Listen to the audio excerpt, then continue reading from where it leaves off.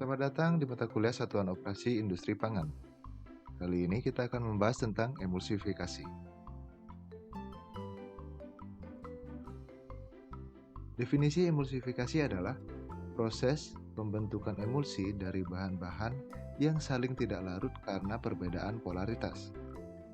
Definisi dari emulsi adalah suatu dispersi atau suspensi dari suatu cairan dalam cairan yang lain, yang molekul-molekul kedua cairan tersebut tidak saling berbaur tetapi saling antagonistik. Prinsip emulsifikasi yaitu bagaimana mendispersikan fase terdispersi ke dalam medium pendispersi yang masing-masing mempunyai polaritas yang berbeda sehingga terbentuk sistem emulsi yang stabil. Dispersi adalah sebuah pencampuran pada satu zat dengan zat lain yang ketika akan dicampur mengalami pemerataan antara zat dalam zat lain. Jadi dalam sistem dispersi, jumlah zat terlarut lebih sedikit dibandingkan dengan zat pelarut. Zat terlarut dinamakan fase terdispersi. Sementara itu, zat pelarut dinamakan medium pendispersi. Jadi, sistem dispersi adalah campuran antara fase terdispersi dengan medium pendispersi yang bercampur secara merata.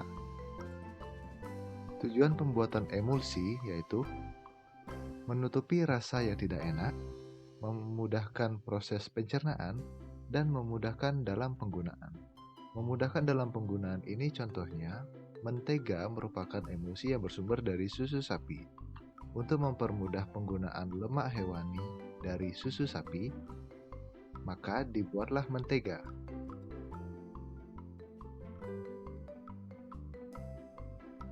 Emulsi pada bahan pangan ada dua, yaitu air dalam minyak dan minyak dalam air. Emulsi air dalam minyak adalah air sebagai fase terdispersi dan minyak sebagai fase pendispersi. Contohnya margarin dan mentega. Emulsi minyak dalam air adalah minyak sebagai fase terdispersi dan air sebagai fase pendispersi. Contohnya mayonnaise, susu, krim, dan adonan roti. Sistem emulsi lain ada dua, yaitu emulsi jenis minyak dalam air dalam minyak. Jadi, di tengah diapit dengan minyak. Emulsi ini dapat dibuat dengan mencampurkan suatu pengemulsi minyak dalam air dengan suatu fase air dalam suatu mixer dan perlahan-lahan menambahkan fase minyak untuk membentuk suatu emulsi minyak dalam air. Yang kedua adalah emulsi jenis air dalam minyak dalam air. Jadi minyaknya ada di antara air. Emulsi ini dapat dibuat dengan mencampurkan suatu pengemulsi air dalam minyak dengan suatu fase minyak dalam suatu mixer dan perlahan-lahan menambahkan fase air untuk membentuk suatu emulsi air dalam minyak. Untuk lebih jelasnya, perhatikan gambar ini.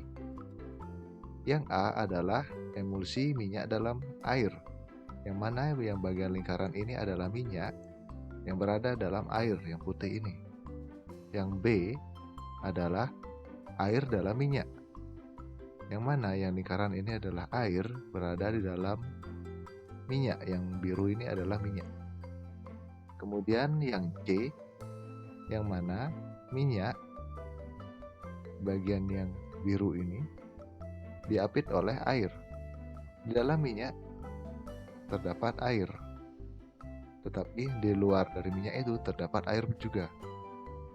Kemudian yang terakhir, ini adalah gambar dari emulsi minyak dalam air dalam minyak, yang mana airnya yang putih ini berada di antara minyak. Biru ini adalah minyak.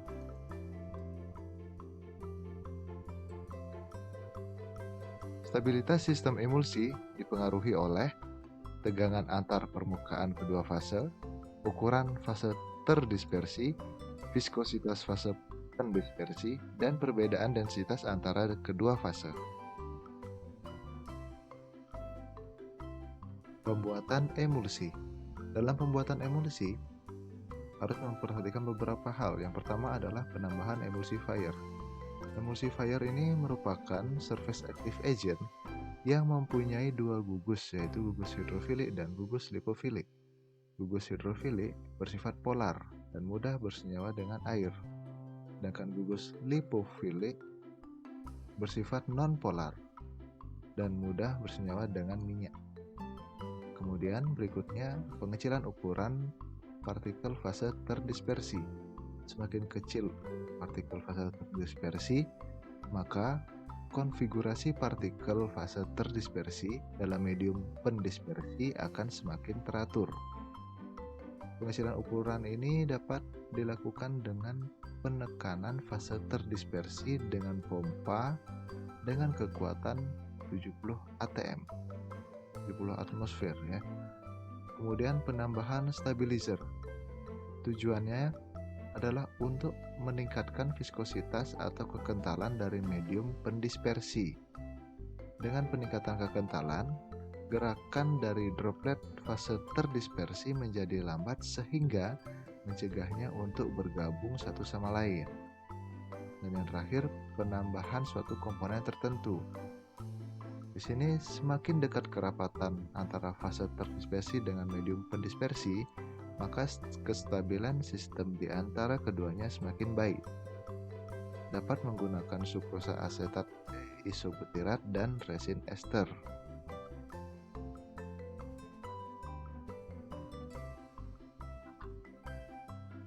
Teknik emulsifikasi. Sebenarnya teknik emulsifikasi ini mengarah kepada seni pencampuran bahan-bahan yang dibutuhkan dalam sistem emulsi, yaitu fase terdispersi, medium pendispersi, dan emulsifier. Ada 4 metode, yaitu metode agent dalam air, metode agent dalam minyak, metode nascent soap atau in situ, dan metode penambahan bergantian. Metode agent dalam air. Emulsifying agent dilarutkan secara langsung dalam air. Kemudian ditambahkan minyak dengan agitasi atau pengadukan seperlunya. Cara ini langsung membentuk emulsi minyak dalam air. Jika menginginkan tipe air dalam minyak, penambahan minyak dilanjutkan sampai terbentuk inversi. Kemudian metode agent dalam minyak. Emulsifying agent dilarutkan dalam fase minyak. Emulsi dapat terbentuk dengan dua cara, yaitu yang pertama dengan menambahkan campuran agent ke dalam minyak langsung ke dalam air sehingga terbentuk emulsi minyak dalam air secara spontan. Yang berikutnya dengan menambahkan air langsung ke dalam campuran agent dalam minyak sehingga terbentuk emulsi sistem air dalam minyak. Metode nascent soap atau in situ. Metode ini cocok untuk emulsi yang distabilkan dengan sabun dan dapat digunakan baik untuk tipe minyak dalam air ataupun air dalam minyak. Bagian asam lemak dari emulsifying agent dilarutkan dalam minyak dan bagian alkali dilarutkan dalam air. Susunan permukaan sabun yang mengikat kedua fase sekaligus akan menghasilkan emulsi yang stabil. Dan yang terakhir, metode penambahan bergantian. Pada metode ini, air dan minyak ditambahkan bergantian dalam jumlah kecil ke dalam emulsifying agent. Metode ini khususnya cocok untuk mempersiapkan emulsi makanan, contohnya mayonnaise dan emulsi lain yang mengandung minyak sayur.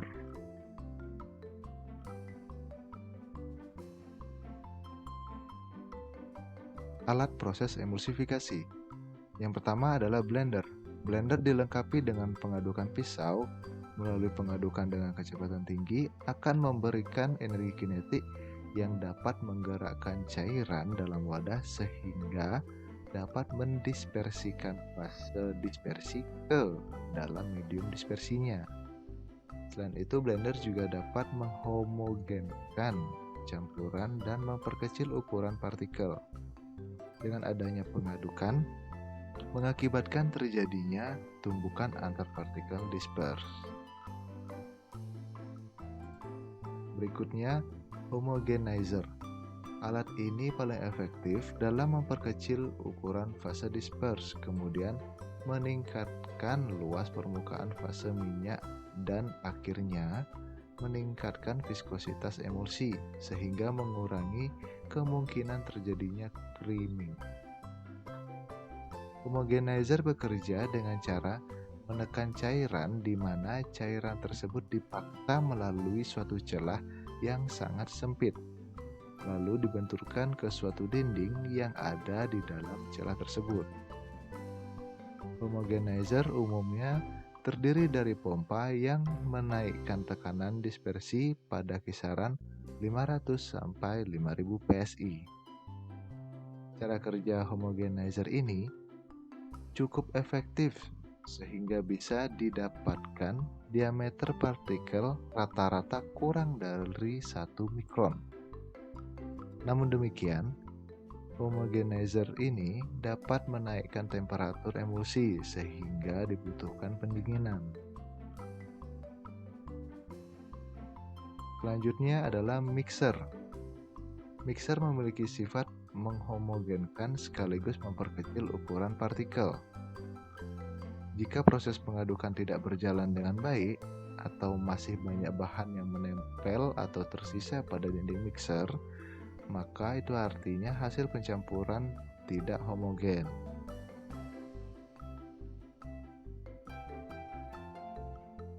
Peralatan penunjang lain. Berikut adalah peralatan penunjang untuk membuat emulsi. Yang pertama adalah mortir dan stamper. Ini dia. Yang kedua botol. Ini, dan yang ketiga colloid mill.